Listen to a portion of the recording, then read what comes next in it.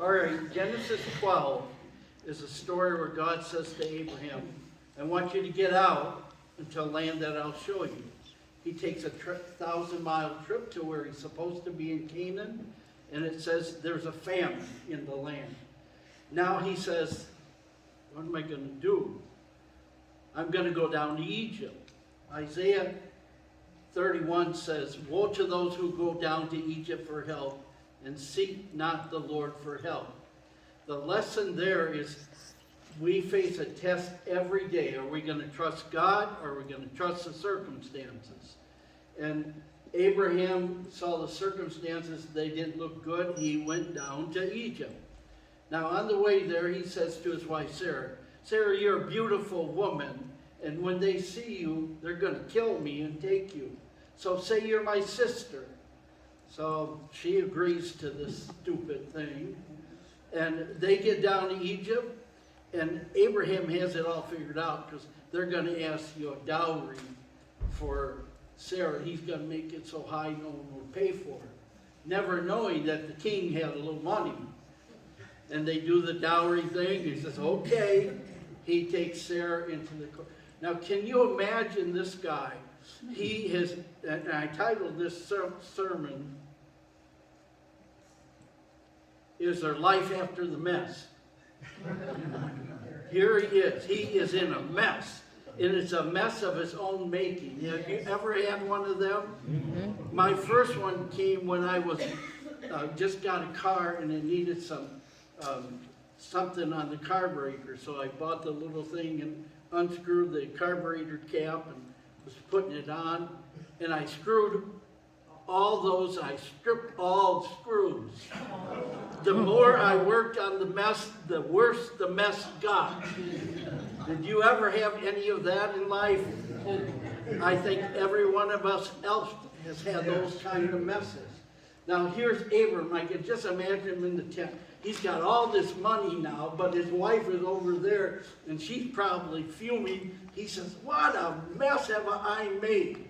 Now, what do you do when you get to a mess that you cannot, the more you try to get out of it, the worse the mess gets? Let me read this to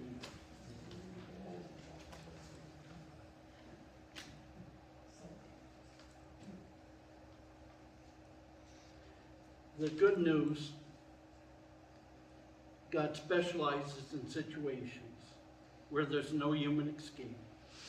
When you have dug the hole in your life so deep that you can't climb out, when you get to the no way out place, you are in a position for supernatural intervention. Oh, one writer said this, I've got to read it. Delbert, I'm going 3 more minutes, don't go away. Take your time. He said, for the lesson being taught Abram and all God's people after him is that it was not up to him or to them to plan victories for God's cause. That's what he's trying to do. I got to help God out here. I'm going to go down in Egypt and help God out. You don't need to help God out. He can take care of you. That's what it means to be a child of God.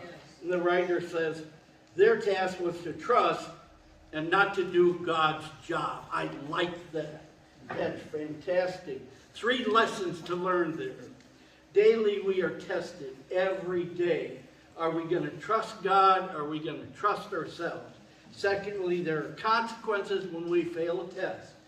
In Genesis 16, God had promised Abraham he's going to have a son in Genesis 15.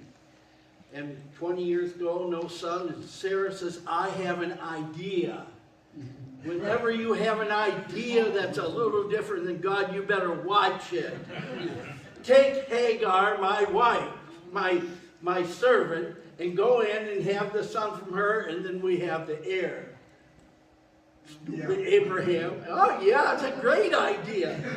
Now, I want to ask you, do you know who the mother of the Jewish people are? Sarah. Do you know who the mother of the Arab people are? Hagar. We got in a mess there, and God's going to fix it in the end time.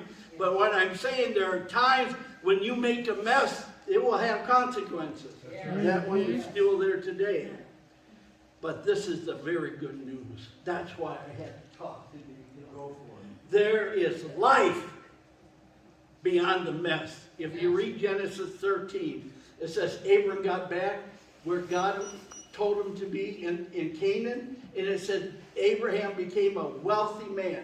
If he would have never left, he would have the privilege to see what God could do in the midst of a dire, straight circumstance.